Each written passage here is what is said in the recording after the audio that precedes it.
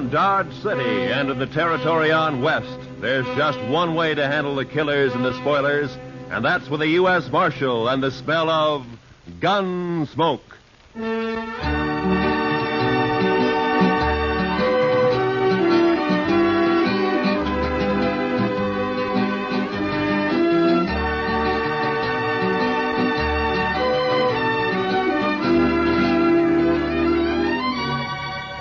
Gunsmoke, starring William Conrad.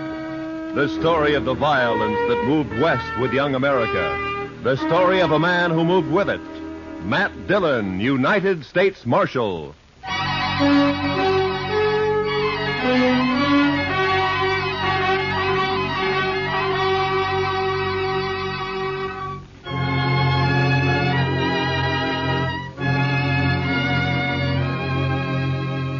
It was over 100 miles back to Dodge, but I figured I could make it easy in a day and a half. I'd been in Hays City as a government witness in a murder trial, and I was anxious to get back. So I rode out of Hays one morning a couple of hours before light. The ground was clear as snow, but it was midwinter, and it was sharp cold.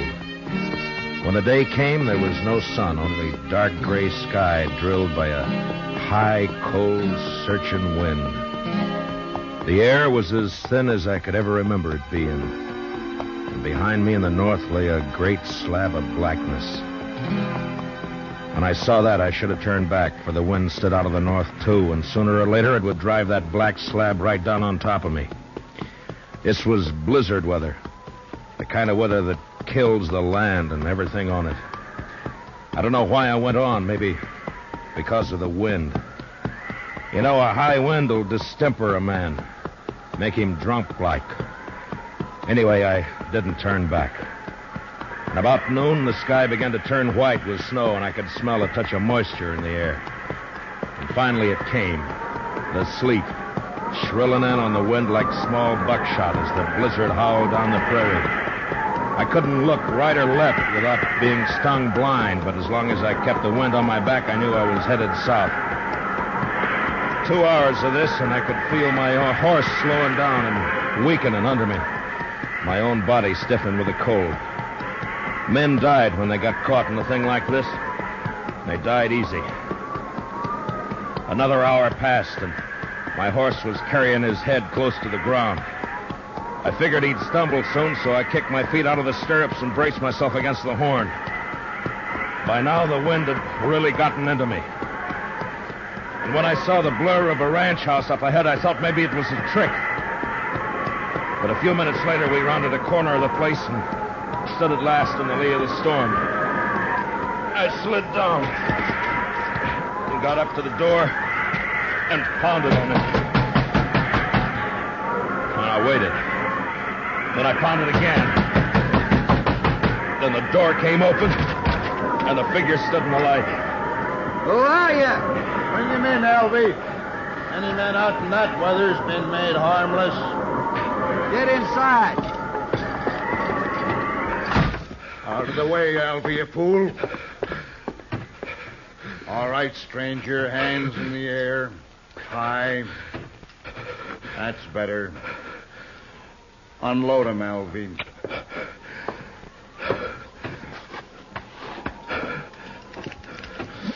Nice gun, Hank. Real nice gun. Shut up. Now, take him down, stranger. You can come up to the stove now, but don't try nothing. I'll cut you in half with buckshot. He was a burly man with flushed cheeks and a wild red beard and a great shock of red hair. Even his hands and fingers bristled with it. He sat on a stool by the stove, a shotgun across his knees. And his eyes never left me. The other one, Alvy, had a body of an underfed boy, but he was completely bald, and his skin was tight and dry. He looked like a naked skull. And his eyes... Well, something had touched Alvy. You look half froze, stranger. You must have wanted something real bad to go out in weather like this. I never saw him around here before, Hack. He's a stranger, Alvy. He don't belong around here. Of course, we don't know anybody, but I seen a few, and I never seen him before. Maybe he's seen you, Alvy, somewhere. Not me. He never saw me nowhere. How do you know that? Maybe he was just looking for some cows and got lost in the storm. You're just a kid, Alvy. I always said you don't know much. Belle! Belle, get on out here. She was a pretty girl, but with a dark, half-wild look that I'd never seen before in a woman. Her eyes jumped from man to man and then came to rest on me, fixed and curious. And then after a moment, she looked away and moved into a chair across the room. Supper ready, Belle? It's awful cold out. You recognize him, Belle? You ever see him before? No. You're sure now? Maybe Hayes City. Maybe you saw him up there sometime. I don't know him. You're sure? Yes. If you're lying to me, you know what I'll do to you. I never saw him before. He come in here half froze, right out of the blizzard. Must have been looking for some cows and got lost. Shut up, Alvy. We don't know what he's doing here, Belle. Why shouldn't a man get out of the storm? Even in here. That's enough. All right, stranger, we never saw you before. We don't know who you are. And as soon as I think you're lying, I'm going to blow a big hole in you. What about my horse? I'd like to put him in the barn if you've got one. Alvy? Oh, now, Hack, I ain't going out there. I'd freeze. And the horse will freeze if you don't. It's his horse. We might need it. Go on, Alvy, before I get cross.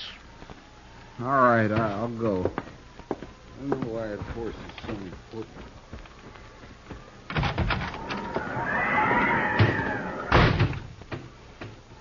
Alvy's a good boy. He'll put your horse up. Thank you. Supper's about ready. Leave it. I want to talk to our friend here first. Maybe we won't have to feed him. Potatoes will get mealy. They better not, that's all. I'm right curious about you, mister. I've noticed that. I'll blow your guts all over the wall. You make fun of me. Don't get me mad, mister. I got the shotgun. The meat'll be boiled to shreds if we don't eat soon.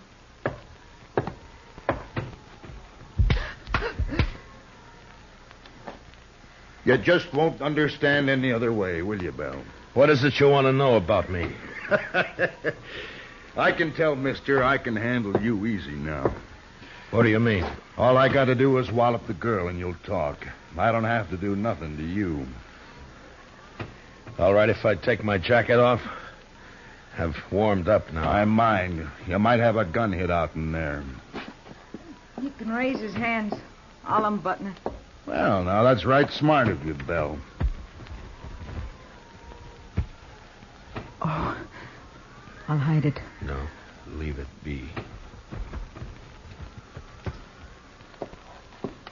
Belle. Come over here, Belle. Drop the jacket, Belle. Now hold out your other hand. Now open it, Belle. Open your hand. That's real bad what you did, Belle. Real bad. You know what I'm going to do? I'm going to put you outside for a spell out in the weather. After supper, after you've cleaned up supper, you can be thinking about it till then.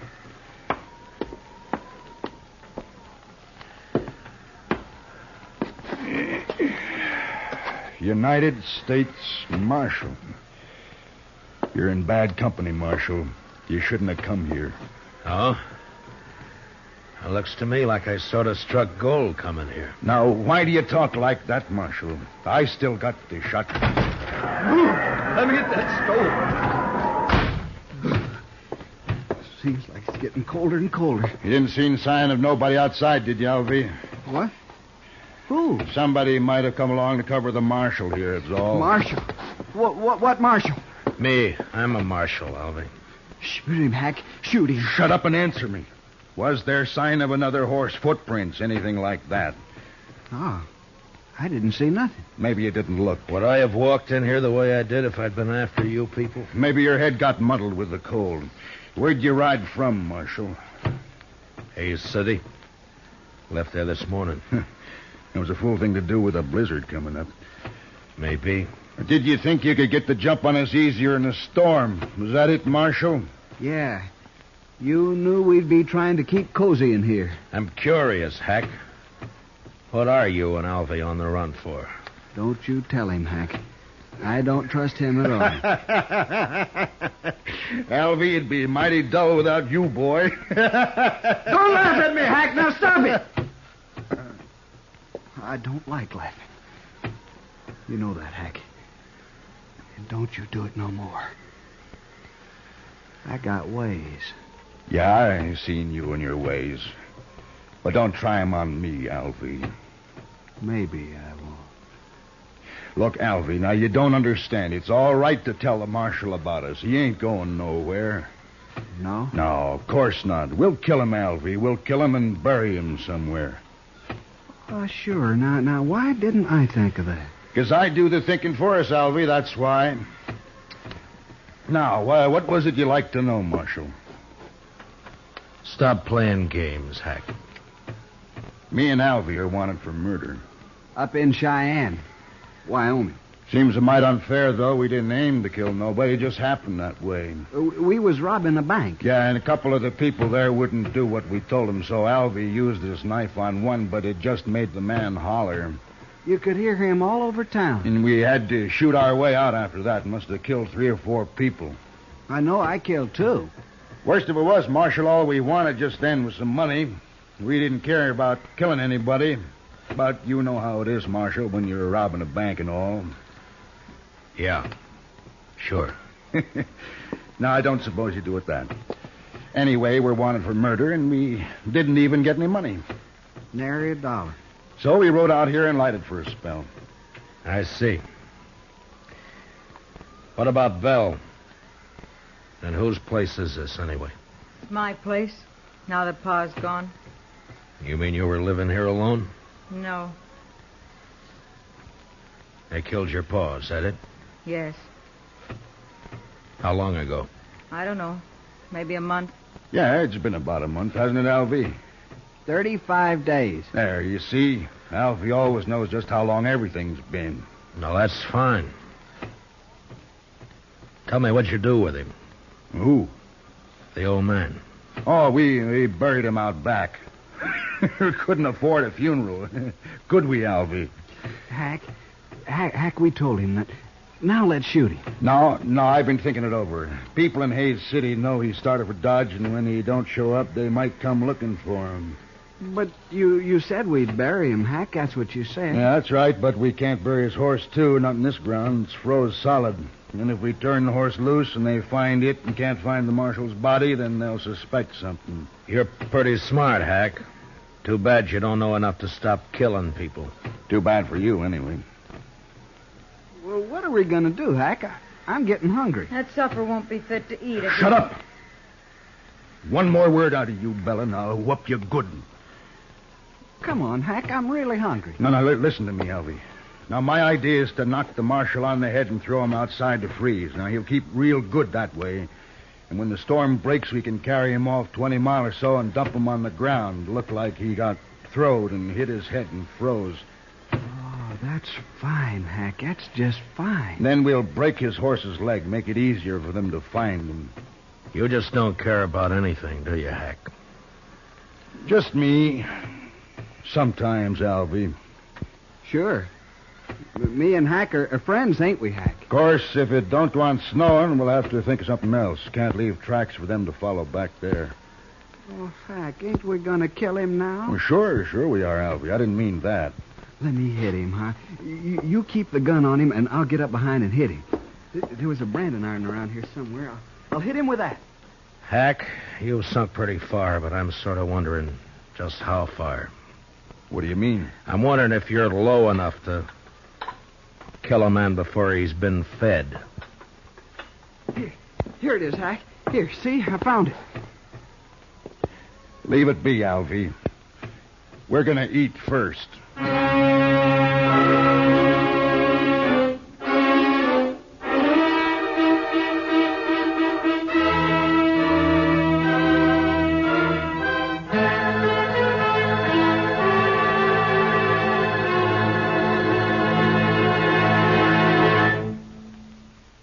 We will return for the second act of Gunsmoke in just a moment. But first, this Sunday night, Lionel Barrymore is your host and Joseph Cotton the star on Sunday Night Playhouse's gripping historic drama based on the life of Peter Marshall. Hear how a Scottish immigrant lad rose to the position of chaplain of the United States Senate. A story you'll agree is far more fascinating than fiction. Remember, it's tomorrow night when Lionel Barrymore introduces another Sunday Night Playhouse on most of these same CBS radio stations. Now for the second act of Gunsmoke.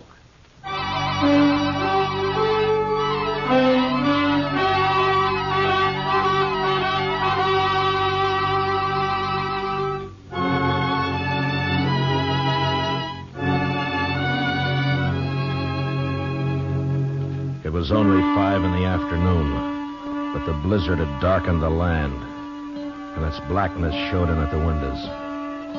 Here and there along the walls of the ranch house, tricklets of snow blew in through the warped timber. In the kitchen, Hank sat directly behind me while I ate. Later changed places with Alvy and fed himself heartily, as though he had nothing at all on his mind. Hank was just a nerveless brute, born with no conscience at all.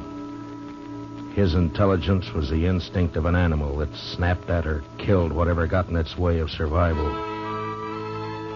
Every living thing was his enemy. And Alvy? Well, there was no way to figure Alvy. Too much of him was missing. My only chance lay in the girl, Belle, even though Hack had pretty well beaten all resistance out of her. Supper was over soon enough, but Hack seemed in no particular hurry to get on with his plans. You've eaten better food on the trail than that. Can't blame me for it. Get it cleaned up, Belle. You can talk your head off when you're outside alone, and you're going outside. I'll learn you to heal if I have to break your neck. No, don't do that, Hack. Not till we're ready to pull out, anyway. Why? Well, I ain't gonna do the cooking. Well, I hope not. I've eaten your cooking. My sister was a good cook. Yeah, we should have brought her along, Alvy. No. I don't like her. Where are you from, anyway? Which, me or Alvy? Well, you to start with. Wyoming, place called Crowheart. I didn't stay there long, though. What about you, Alvy? Now, where were you born, Alvy? I never did know. Republican River. That's not a place, you fool. Well, that's what they told me. Republican River. They always lived in a wagon, my ma and pa. Had a lot of kids, too. Of course, most of them died. I'm about the only one that made out any good at all. And you did fine, Alvy, fine. Give me the shotgun. All right, Marshal, let's get back by the stove while Belle cleans this mess up. Shall we hit him and throw him out to freeze up now, Hack? Not yet. I want to punish Belle first. You know, someday you're going to get caught without that shotgun, Hack. Somebody's going to tear you apart. That's fair enough, Marshal. Give me a fair chance at you then, huh? Barehanded? No. Oh, you're bigger than I am, Hack. Might be fun for you. I don't know nothing about fun. I ain't gonna kill you because it's fun. Oh, come on, Hack. I want to go to bed. Belle, come out here.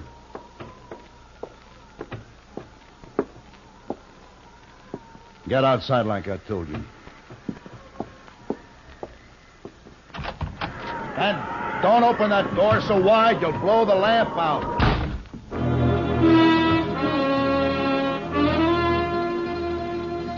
Belle had walked through the room and out the door without a glance at any of us. I figured she'd go down to the barn where she'd be all right for a little while anyway. But I knew I'd have to make a move soon. I sure wasn't going to sit there like a fall hog and let Alvy knock me in the head whenever he got ready. But it didn't take much more sense to try to jump Hack in that shotgun and let him blow me all over the place. It was a beggar's choice, and the more I thought about it, the madder I got. Hack, I'm sleepy. I'm going to hit him and go to bed. You can do what you want after, but I ain't staying up all night. Alvy's got his mind made up, Marshal, I can tell. Just what do you call his mind, Hack? I got ways to fix you, Marshal. Nah, never mind, Alvy. Wrap something around that iron, otherwise it won't look like he hit his head on a rock.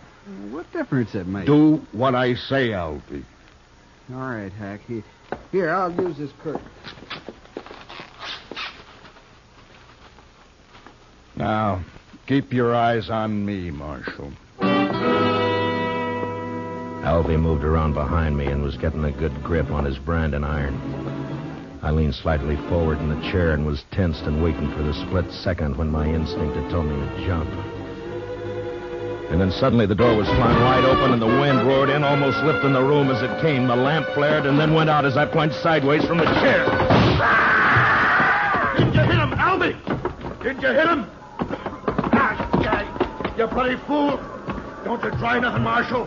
I got some more shells right here. Don't you move now. I crawled across the room and was out the door before Hack could reload. In the snow outside, I stood up and turned to find Belle waiting by the side of the door, a pitchfork in her hand. I couldn't see her face very well in the dark, but I could tell she was shaking with cold. I reached out and took the fork from her and then flattened myself against the wall and waited. I was afraid it was you he shot. That was a smart trick, Belle, throwing the door open that way. He shot Alvy, didn't he? Yeah. Good. I think he's found out I'm not in there. What are you going to do? Wait. Marshal. Marshal. I'm going to kill you and the girl both now. I waited, praying he'd come through the door before my hands got too cold to hold the pitchfork. And finally, the barrel of the shotgun appeared, waist high, and began to poke its way around in our direction. It was stupid of him, but a man behind a gun often gets a false sense of power. I let him shove it out 3 or 4 inches, and then I slammed down on it. Then I jumped into the room. Hack tried to club me with a gun, but he missed. And I got in under him with a fork and lifted him off his feet. And he struggled for a moment like a speared fish and then went limp. And I let him fall. One of the prongs had reached his heart.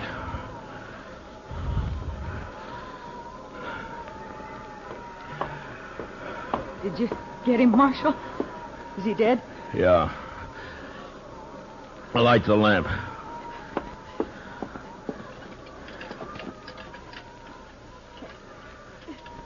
I can't do it, Marshal.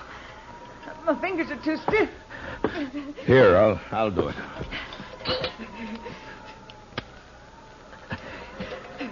There.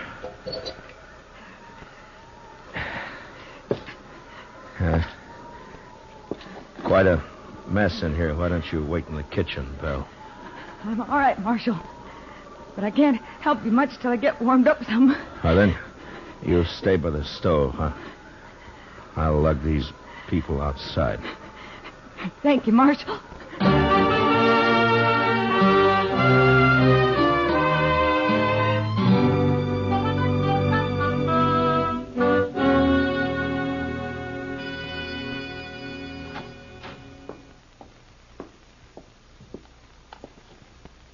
Marshal? Marshal Dillon. What? Oh. Morning, Belle. Come on out in the kitchen, Marshal. It's warm there, and I got some hot coffee waiting. That sounds good. Say, it looks like the storm's lifted. It has. The wind's gone, but it's mighty cold out. Well, I don't mind the cold. It's that wind that breaks a man down.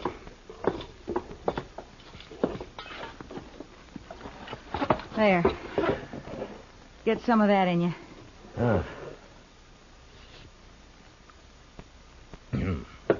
Well, you make mighty good coffee, Belle. Tell me something, Marshal. Hmm? Tell me the truth now. Oh, sure, Belle. What is it? Are you married?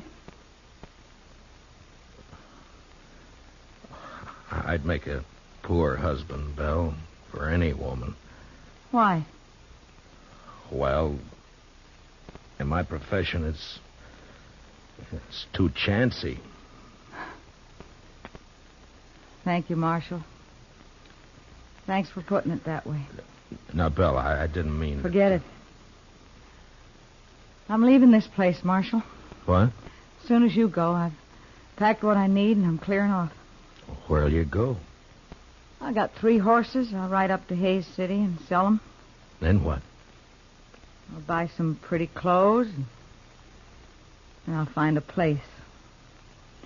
Won't be hard after this. I wish I could help you, Belle. You have. Oh, but I mean... I can take care of myself, Marshal. I just want to get away from here, that's all. Sure. I'll stop at the nearest ranch and tell the men to come over here and take care of Hack and Alvy as soon as it warms up. Whatever you like, Marshal. Well, goodbye, Belle. Goodbye, Marshal. Look me up in Hayes City next time you're there. Sure. Sure I will. But, Belle, don't let all this make you bitter. There are a lot of good men in the world. So they say. So long, Marshal.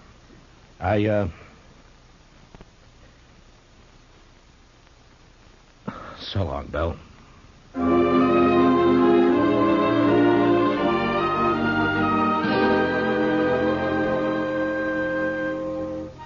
A few minutes later, I'd saddled up and was on the trail to Dodge. The sky was low and a slate gray all over, but there was no wind. The blizzard had gone, leaving the land still and white and bitter cold. There wasn't a sign of life anywhere. It was like riding through a vast tomb. I found myself feeling like a trespasser, as though something had gone wrong. And I wasn't supposed to be there at all.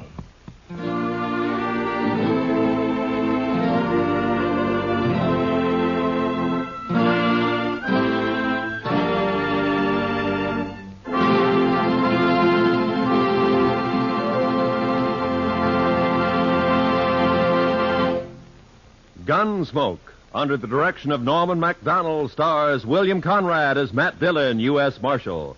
Tonight's story was specially written for Gunsmoke by John Meston, with music composed and conducted by Rex Corey. Featured in the cast were John Daner as Hack, Harry Bartell as Alvy, and Vivi Janis as Belle. Gunsmoke is heard by our troops overseas through the facilities of the Armed Forces Radio Service. Join us again next week as Matt Dillon, U.S. Marshal, fights to bring law and order out of the wild violence of the West in Gunsmoke.